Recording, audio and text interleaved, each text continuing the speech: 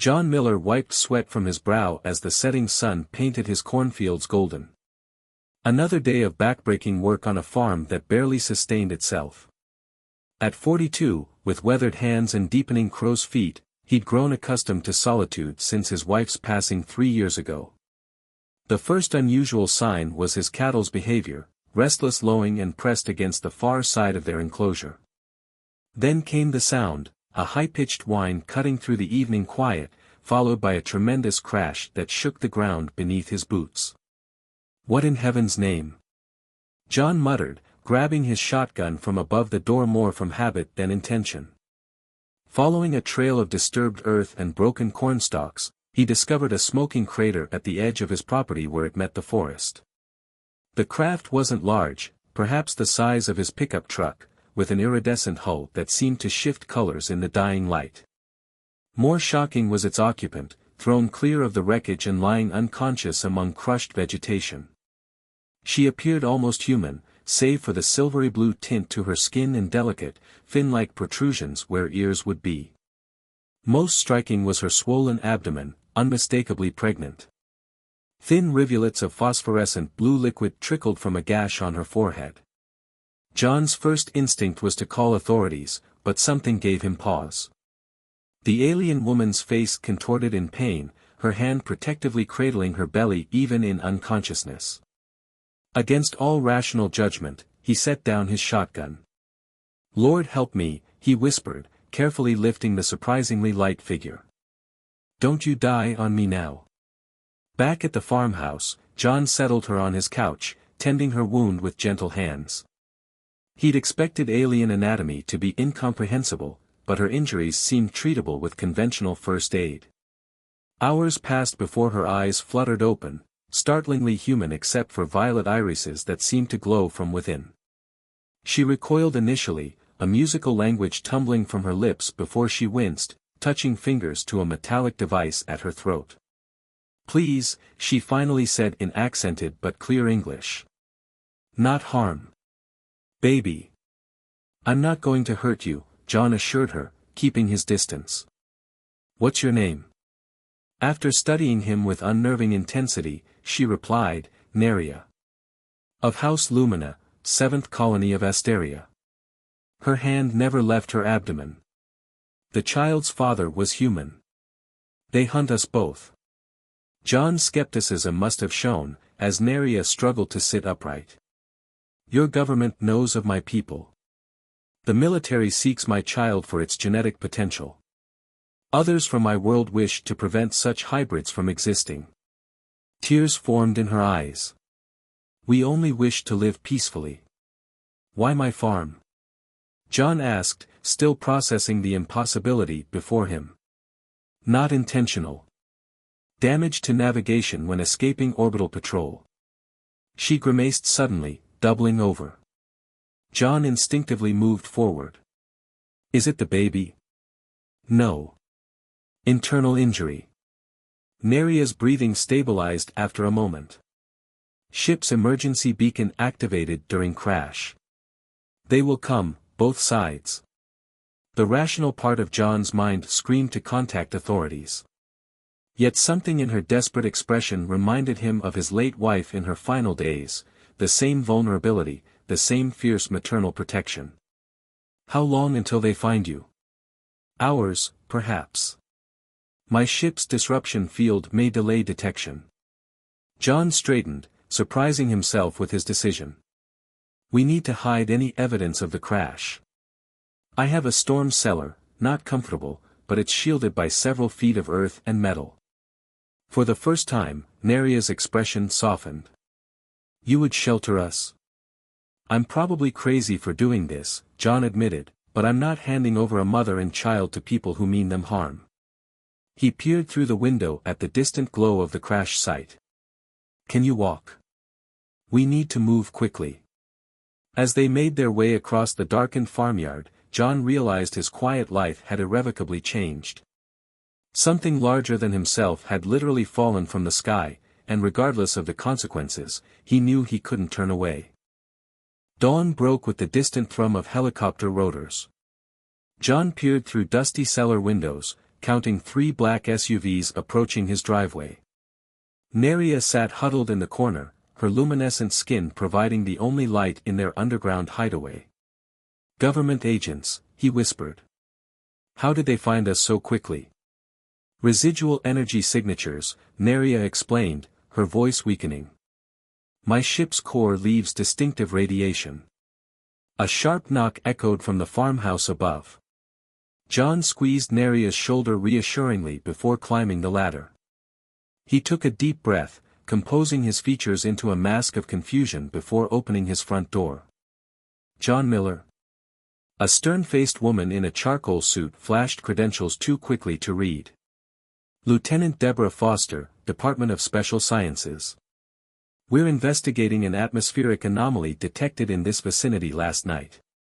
2 men in tactical gear stood behind her, hands resting on holstered weapons. Beyond them, John spotted figures in hazmat suits approaching the crash site. "Atmospheric what now?" John scratched his stubbled chin. "I was asleep by 9. Didn't hear anything unusual." Foster's eyes narrowed. "Mind if we look around?" "Standard procedure." "Got a warrant?" John crossed his arms. Years of dealing with government agricultural inspectors had taught him his rights. Foster's professional smile tightened. "We can get one within the hour, Mr. Miller. Or you can cooperate with a matter of national security." "National security over a meteor or whatever? Seems excessive." John shrugged. "But look all you want, fields are that way, barns over there. Just stay out of my house without papers." For 3 excruciating hours, John continued his daily farm chores while watching the agents scour his property. They recovered fragments of Neria's craft, loading them into sealed containers. Foster made several agitated phone calls, her posture increasingly rigid. When they finally departed with warnings they'd return, John waited an additional hour before returning to the cellar. He found Neria examining crude drawings he'd made years ago when the space had served as his daughter Hannah's play area before she left for college. "Your offspring?" Neria asked, touching a childish crayon portrait. "My daughter. She's studying astronomy in California now." John smiled at the irony. "She'd be thrilled to meet you. The genetic compatibility between our species isn't coincidental," Neria explained as John set down a plate of sandwiches. "My people have visited Earth for centuries, occasionally forming connections with humans." "And the father of your baby?" Neria's expression softened. "Thomas. A xenobiologist working at a research outpost. We fell in love despite protocols against fraternization. When my pregnancy was discovered, he was reassigned. I was recalled for genetic purification. They wanted to terminate your pregnancy," John realized.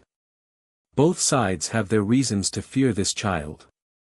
My government believes such hybrids threaten our genetic purity. Yours sees weapons potential, enhanced abilities combined with human adaptability." John considered this while checking her bandages. "What abilities?" Neria hesitated before extending her hand. The sandwich on John's plate gently rose, hovering between them. "Telekinesis is common among my people. Thomas believed our child might develop enhanced versions of such traits, possibly new ones." That night, unable to sleep, John researched atmospheric anomalies on his ancient laptop.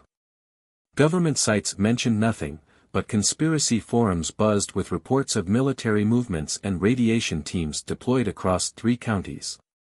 By morning, John had formulated a plan. They couldn't remain in the cellar indefinitely, especially with Neria's condition worsening. The baby could arrive within weeks according to her estimates. "My neighbor Abigail retired from nursing last year," John explained while changing Neria's bandages. "She's eccentric enough that I think she might help without alerting authorities." Neria's eyes widened with alarm. "Trusting another human increases risk exponentially. We don't have much choice. You need medical attention I can't provide." Their discussion halted at the sound of tires on gravel. John crept upstairs, expecting Foster's return. Instead, through parted curtains, he spotted a different threat entirely: 3 unmarked vans with satellite equipment on their roofs. The men emerging wore no government insignia. Their movements suggested military training, but their hardware appeared non-standard. One scanned the property with a device unlike anything John recognized. Mercenaries, John hissed upon returning to the cellar. Private contractors, probably working for someone who doesn't want official records. Neria paled. The consortium. They track valuable extraterrestrial assets. The child would be priceless to them. For hours, they listened to footsteps overhead as the farmhouse was systematically searched. John clutched his shotgun while Neria prepared a small device from components salvaged from her crash. Disruption field generator, she whispered. It will mask our life signs temporarily, but using it broadcasts a distress signal my people might detect. Trading one threat for another. Neria met his eyes. There are those among my kind who believe in peaceful coexistence. If they reach us before the others. The cellar door rattled. Neria activated her device as John raised his shotgun. The lock began to turn. The cellar door swung open to reveal Abigail Carson, John's 65-year-old neighbor, wielding a cast iron skillet. Her silver hair was pulled into a messy bun, reading glasses perched on her nose. "John Miller, I saw those men searching your property and figured you'd be hiding down here," she whispered. "What trouble have you gotten yourself into?" John lowered his shotgun. "Abby, you shouldn't be here." Abigail's eyes widened when she spotted Neria. "Well, that explains everything and nothing at once." She descended the stairs with remarkable calm. "Always said we weren't alone in the universe." "You're not frightened?" Neria asked. "Honey, I worked emergency room nights for 40 years. Takes more than blue skin to rattle me." Abigail knelt beside Neria, examining her with professional detachment. "This baby's coming sooner than you think. We need to move you somewhere safer." John explained their situation while Abigail assessed Neria's condition. "Militaries set up checkpoints on main roads," Abigail reported. "But I know back trails through Sullivan's woods they won't think to watch." Above them, footsteps crossed the porch. Abigail motioned for silence. "We leave after dark," she decided. "My sister Lucille has a cabin 40 miles north. No electricity means no electronic signatures." That night, huddled in Abigail's ancient station wagon, they navigated dirt paths by moonlight. Neria curled in the back seat beneath blankets, occasionally gasping as contractions began. "Those aren't Braxton Hicks," Abigail warned. "Baby's coming within 48 hours." Near dawn, they reached the isolated cabin. John carried Neria inside while Abigail prepared the bedroom with medical supplies she'd smuggled from her home. As morning broke, 2 black helicopters passed overhead. Neria's condition deteriorated rapidly, her skin losing luminescence, temperature rising dangerously. "Something's wrong," she whispered to John. "The atmospheric composition, it's affecting the pregnancy." Abigail returned from checking the perimeter. "Military convoy, 2 miles south. They're methodically searching every structure." John paced frantically. "We need help, not human doctors." "There may be one option," Neria managed between labored breaths. She pressed a small crystal into John's palm. "Activation signal. Potential allies." "Potential?" John questioned. "Underground resistance. Those who protect hybrid children." Neria clenched her teeth against another contraction. "No guarantee they'll come." The device activated with a soft pulse, emitting no visible light yet humming with energy. Hours passed with no response, military search patterns drawing steadily closer. As sunset approached, Neria's water broke. Abigail prepared for delivery while John kept watch, shotgun ready. Incoming vehicle, he warned. Through binoculars, John observed an ordinary-looking delivery van approaching on the narrow access road. The driver, a tall, pale man in civilian clothes, emerged with medical equipment. Dr. Everett Thornton, he introduced himself tersely. Xenobiology specialist. The Resistance received your signal. With Thornton's specialized knowledge and Abigail's experience, they established a makeshift delivery room. Neria's labor progressed rapidly as night fell. Military units converging, John reported, watching distant flashlight beams through the trees. As government forces closed in, Neria's cries culminated in one final push. The newborn's skin shimmered with a pearlescent glow, delicate fin-like structures framing a face that blended human and alien features perfectly. Tiny fingers clutched at Neria's chest as Dr. Thornton swiftly examined the child. A girl, he confirmed. Vitals stable, but we need to move immediately. Abigail cleaned and wrapped the infant while John watched the approaching searchlights. 3 minutes until they reach us. Underground passage, Dr. Thornton explained, revealing a concealed trapdoor beneath the cabin's worn rug. The Resistance established this network decades ago. John helped Neria to her feet, cradling their newborn. Thornton led them through a narrow tunnel illuminated by bioluminescent markers to where a customized ambulance waited. Electromagnetic shielding, Thornton explained as they loaded inside. Makes us invisible to standard tracking. They traveled for hours through rural backroads until reaching what appeared to be an abandoned missile silo converted into a medical facility. Underground levels housed dozens of refugees, some clearly extraterrestrial, others appearing human but demonstrating remarkable abilities. "Welcome to Sanctuary," said Director Vivian Porter, a stern woman with cybernetic enhancements visible at her temples. "We've protected hybrid children since first contact in 1947. Neria and her daughter received specialized care while John learned about the organization. Founded by scientists who opposed government exploitation of alien visitors, Sanctuary operated independently, protecting those caught between worlds. "Your farm has been seized," Porter informed John. "Official story claims illegal chemical contamination. You're classified as a person of interest." That night, as John watched over Neria and the baby they'd named Stella, he witnessed the child's extraordinary nature. Objects orbited her crib without physical contact, and monitors showed unprecedented neurological activity. "She bridges our species in ways previously thought impossible," Thornton marveled. "Her existence challenges centuries of isolationist policy on both sides." A security breach interrupted their conversation. Alarms blared throughout the facility as Porter burst into the medical bay. "Government strike team approaching from the north, unidentified craft descending from orbit to the south," she reported. "We're surrounded."